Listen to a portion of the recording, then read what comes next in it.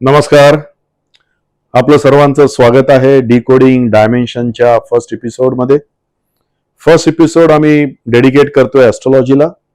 Decoding dimension हे जे channel आहे ते आम्ही स्टार्ट करतो आहे ॲस्ट्रॉलॉजी, हेल्थकेअर आणि मॅनेजमेंटमध्ये. आता प्रश्न आहे की फर्स्ट एपिसोड ॲस्ट्रॉलॉजीमध्ये का? कारण ॲस्ट्रॉलॉजी आज आपण सगळीकडे बघतोय. ऑल सोशल मीडियाज ॲस्ट्रॉलॉजी आपण सगळीकडे बघतोय. रील्स मध्ये तुम्ही हे करा, हे करू नका, हे केल्याने हे होईल, हे केल्याने तुम्हाला धनप्राप्ती होईल, हे केल्याने तुमचे प्रॉब्लेम रिझॉल्व्ह होतील. पण ऍक्च्युअल ॲस्ट्रॉलॉजी आहे काय? आणि जसं आमच्या चॅनेलचं नाव आहे डिकोडिंग डायमेन्शन, आम्ही प्रत्येक एपिसोडमध्ये प्रत्येक डायमेन्शनला डिकोड करण्याचा प्रयत्न करणार आहोत. तर आज आपल्या पहिल्या एपिसोडमध्ये आपल्या बरोबर आहेत सायली राणे. सायली राणे या मागचे 10 वर्ष ॲस्ट्रॉलॉजीमध्ये प्रॅक्टिस करतायत. त्यांचा क्लायंटंट भरपूर मोठा आहे. सायली, मागची 10 वर्ष तू ॲस्ट्रॉलॉजीमध्ये प्रॅक्टिस करतेस, तर मला असं विचारायचं आहे की मागच्या काही वर्षामध्ये अशा कोणत्या केसेस आहेत ज्या फ्रिक्वेंटली तुझ्याकडे यायला लागल्या? फ्रिक्वेंटली येत आहेत आता त्या जास्त करून आहेत डिवोर्स मध्ये. आणि बऱ्याच लोकांमध्ये काय होतंय की दोघांचे आहेत ना मतभेद खूप आहेत. नवरा बायकोंमधले क्लॅशेस खूप वाढत चाललेत आणि ते आहेत जास्त करून वर्किंग वुमन्स आहेत. त्यांचं घरी पण पाहणं आणि बाहेर पाहणं, नोकरी संदर्भात त्यांना होणारी दगदग, याच्यामुळे ना खूप क्लॅशेस सुरू होतात. आणि त्याच्यामध्ये काय होतंय की आपण पार्टनर बदलला की सगळ्या गोष्टी बदलतील. पण असं न करता जर तुम्ही ॲस्ट्रॉलॉजी प्रमाणे जाल तर त्याच्यामध्ये तुम्ही सोल्युशन क्विक मिळू शकतं तुम्हाला. दोघांच्याही पत्रिका बघून आपण सांगू शकतो की जसं की गुणदोष काय आहेत आणि त्याच्यावर आपण सोल्युशन घेऊ शकतो आणि ते लवकरात लवकर मिळू शकतं आपल्याला. त्यामुळे कोर्ट केस आणि हे सगळं करण्यापेक्षा एकदा तुम्ही ॲस्ट्रॉलॉजरशी बोलून बघितलात तर फॅमिली न तुटता तुम्ही एकत्र राहून प्रॉब्लेम सॉल्व्ह करू शकता. म्हणजे थोडक्यात कसं आहे की डिवोर्स हे सोल्युशन नाहीये हजबंड वाईफच्या प्रॉब्लेममुळे. जर तुमच्याकडे आले तर तुम्ही चार्ट मांडून त्याप्रमाणे सोल्युशन देऊ शकता की त्यामध्ये सोल्युशन मिळेल. काही एक्झाम्पल आहेत का सायली असे की आलेत आणि घर तुटायला निघाली होती पण ॲस्ट्रॉलॉजीने ती घरं जोडली पुन्हा? असे काही एक्झाम्पल असे बरेच येतात. त्याच्यामध्ये आपण सांगू शकतो, एक माझ्याकडे केस होती मागे की मुलगी घरातून निघणार, अगदी सामान पॅक केलंय आणि निघणार आहे. तर तिला मी म्हटलं 6 महिने वाट बघ, तू मला 6 महिने दे. पण मला दिसत होतं की 6 महिन्यानंतरचा काळ टोटली बदलतोय. मग त्याप्रमाणे तिला मी रिक्वेस्ट केली तर ती म्हणाली की ठीक आहे, आता लास्ट चान्स म्हणून मी थांबतीये. आणि ती थांबली. 6 महिन्यानंतर तिने स्वतःहून फोन केला की आमचे प्रॉब्लेम्स खूप प्रमाणात सॉल्व्ह झाले. पण त्यात मी तिला उपाय दिले होते आणि ते दोघांनीही सातत्याने केलेत, त्यामुळे त्यांना रिझल्ट मिळाले. हे तुम्ही बघितलं ना की यामध्ये तुम्हाला दिसलं की 6 महिन्यानंतर प्रॉब्लेम सॉल्व्ह झाले. तरी मला तू सांगू शकते का की काय घरं कुठे होती किंवा सांगू शकते का कॅमेऱ्यासमोर? हो, सप्तम स्थानावरून आपण नॉर्मली हजबंड वाईफचं रिलेशन बघतो. म्हणजे लाईफ पार्टनरही तिथून बघतात, बिझनेस पार्टनरही. लाईफ पार्टनर बघताना आपण कुठल्या ग्रहाची कुठली दृष्टी आहे, कितवी दृष्टी आहे हे ठरवून त्याप्रमाणे आपण सांगू शकतो त्यांना. आणि काही वेळेला काय होतं, महादशा असते, प्रत्येकाची महादशा असते. मग त्याप्रमाणे कुठे क्लॅशेस होत आहेत का हे पण बघावं लागतं. आणि त्या महादशेप्रमाणे त्या व्यक्तीला, जातक म्हणतो आम्ही, त्याला तो उपाय द्यावा लागतो. आणि समोरच्याला फक्त एवढंच सांगावं लागतं की यासाठी पेशन्स ठेव तू. पेशन्स ठेवल्यावर समोरच्याने उपाय केले की आपोआपच ते बदल तुम्हाला त्या माणसामध्ये दिसायला लागतात. आणि आपण ते बदल घेऊन, अर्थातच दोघांनाही जर वेगळं व्हायचंच नाहीये तर ते बदल घेऊन ते पुढचं आपलं आयुष्य करू शकतात. थँक्यू. म्हणजे आपण दर्शकांना सांगू शकतो की फॅमिलीमध्ये प्रॉब्लेम्स होतात, पूर्वी होत होते, पुढेही होत राहतील. पण डिवोर्स हा एक सोल्युशन नाहीये. तुम्ही एक शेवटचा उपाय म्हणून ॲस्ट्रॉलॉजीकडे जाऊन काही उपाय करू शकता किंवा तुमची कुंडली बघू शकता की ज्या योगे तुम्ही आज नाही तर उद्या थोडा वेळ थांबला तर पुन्हा एकत्र येऊ शकता.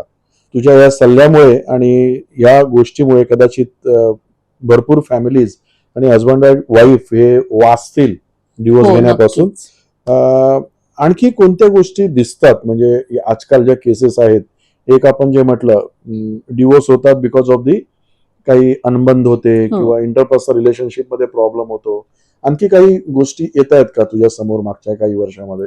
आता मोस्टली येणारा प्रॉब्लेम आहे की हजबंड वाईफ मध्ये फॅमिली प्लॅनिंग करताना त्यांना होणारे प्रॉब्लेम आहेत. जसं की कन्सिव्ह होत नाही, मग त्याच्यासाठी IVF वगैरे अशा ट्रीटमेंट घ्याव्या लागतात.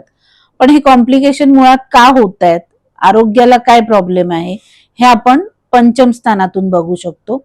दोघांचंही पंचम स्थान बघितल्यानंतर म्हणजे नवरा बायकोंची पत्रिका घेऊन पंचम स्थान बघायचं आणि त्यावरून आपल्याला समजू शकतं की अपत्यामध्ये काय प्रॉब्लेम येतोय त्यांना अपत्य होण्यासाठी, आणि कन्सिव्ह करताना आपल्याला काय प्रिकॉशन घ्यावे लागतील हेही सांगू शकतो आपण.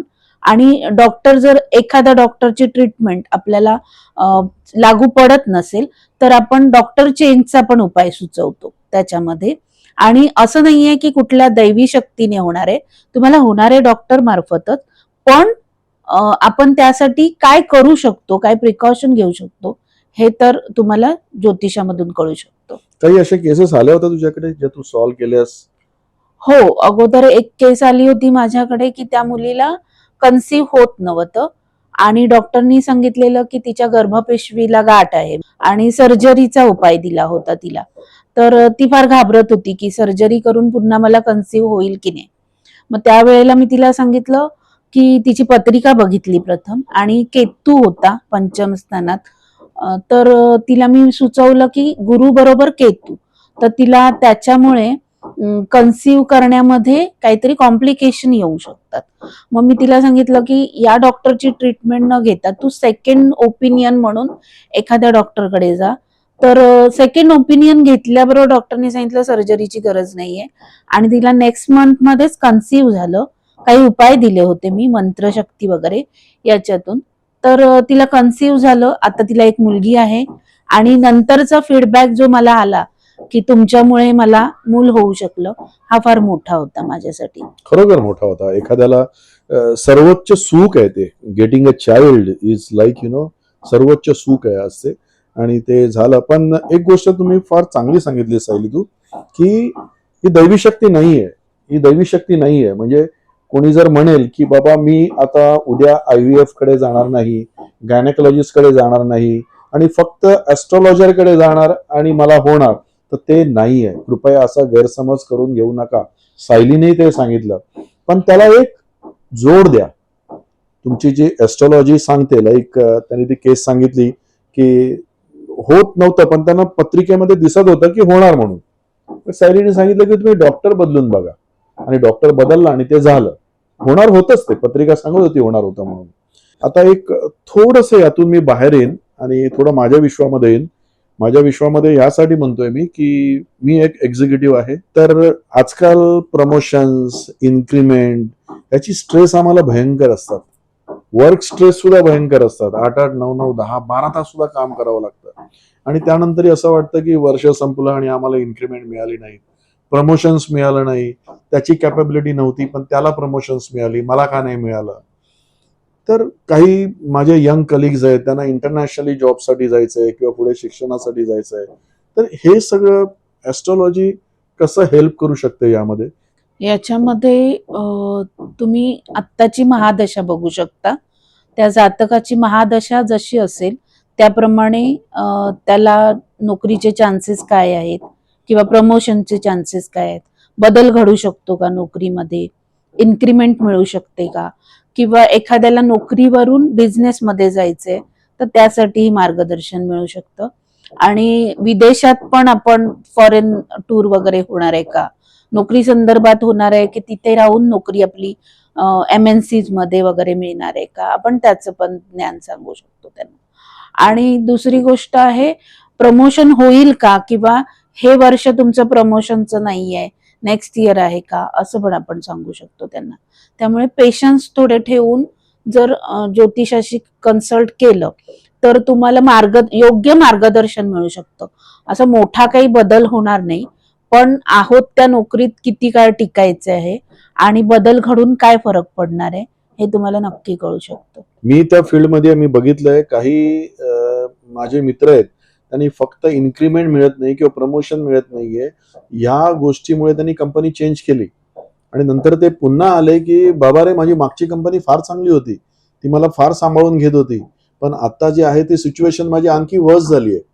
तर तिथे मला वाटतं तुमचं ज्योतिष तिथे मदत करू शकतं नक्कीच. हे कुठली घरं आहेत ती डिसाईड करतात? नंबर 1. नंबर 2, तुम्ही म्हटलं की कुठल्या क्षेत्रामध्ये जायचं, कुठला जॉब पकडायचा, हे ज्योतिष सांगू शकतं का की तुम्ही IT मध्ये जा, तुम्ही ऍडव्हर्टायझिंग मध्ये जा, तुम्ही इथे जा, इथे तुम्हाला स्कोप जास्त आहे, तर हे सांगू शकतं का?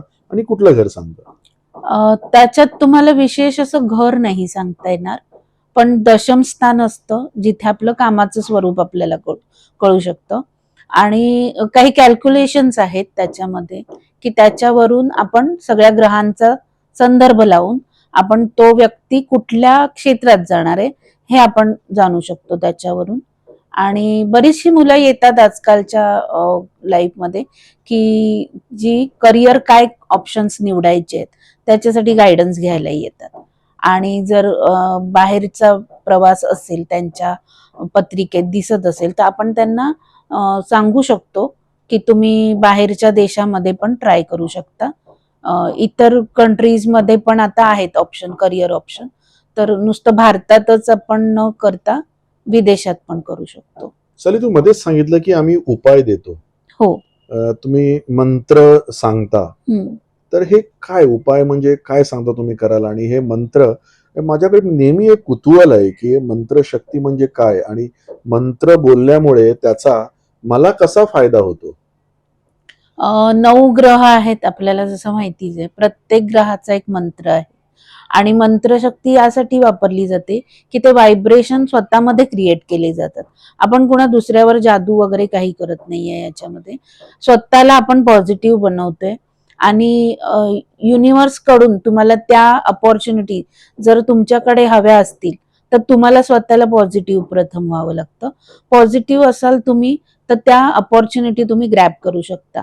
त्याप्रमाणे तुम्हाला कॉल्स येणं किंवा त्याचे आन्सर्स मिळणं किंवा तुम्ही इंटरव्ह्यू द्यायला जाता त्यावेळेला तुमचा पॉझिटिव्हनेस राहणं हे त्या मंत्रशक्तीवर अवलंबून असतं. त्यामुळे मंत्रशक्तींचा आपण वापर आपल्या करिअरसाठी वगैरे पण करू शकतो. इंटरव्ह्यूला जायच्या अगोदर जर आपण मेडिटेशन स्वरूपात जर मंत्रशक्ती केली तर त्याचा नक्कीच उपयोग होतो आपल्याला. ओके. म्हणजे मला एक पुन्हा एकदा सांगायचं आहे की जे बघतायत हा एपिसोड त्यांना, की जसं सायलीने म्हटलं तसं मंत्रशक्ती ही कोई जादू शक्ती नाहीये की तुम्ही मंत्र म्हटले आणि चमत्कार झाला, किंवा मंत्र म्हटले तुम्ही आणि तुमचं सिलेक्शन झालं, मंत्र म्हटले आणि तुमच्याकडे भरपूर पैसा आला. मंत्रशक्ती ही तुम्हाला स्वतःला पॉझिटिव्ह करण्यासाठी आहे. बरोबर ना सायली? आणि तुम्ही स्वतःला पॉझिटिव्ह केलं की तुमचे सगळे न्यूरो ट्रान्समिटर्स, तुमचा पॉझिटिव्ह थिंकिंग, तुमचं राईट ब्रेन हे सगळं काम करायला चालू होतं आणि ते तुम्हाला यश मिळून देतं. म्हणजे तुम्हीच स्वतःचं यश खेचून आणता पॉझिटिव्ह करण्यामुळे. थँक्स सायली, आज तू इथे आलीस, मुलाचं मार्गदर्शन केलंस तू. ॲस्ट्रॉलॉजी आणि डेली लाईफ या कशा एकत्र चालू शकतात आणि ॲस्ट्रॉलॉजीमुळे डेली लाईफ जे आपलं आहे ते बदलू शकतं हे तू डिकोड केलंस आज. तुझे खरोखर धन्यवाद. आपण असं भेटत राहू आणखी एपिसोडमध्ये. दर्शको हो, तुम्हाला मी रिक्वेस्ट करेन, तुम्हाला एपिसोड कसा वाटला हा कमेंट बॉक्समध्ये सांगा. तुम्हाला आणखीन काही ॲस्ट्रॉलॉजीमध्ये जाणून घ्यायचं असेल तर ते तुम्ही कमेंट बॉक्समध्ये टाका. आम्हाला पुढचे एपिसोड डिझाईन करण्यामध्ये त्यामध्ये फार मदत होईल. प्लीज डिकोडिंग डायमेन्शन .24 यूट्यूबला जाऊन सबस्क्राईब करा आणि हा व्हिडिओ लाईक करा, म्हणजे आणखी नवीन नवीन पैलू आम्ही डिकोड करून तुमच्यापर्यंत घेऊन येऊ. धन्यवाद.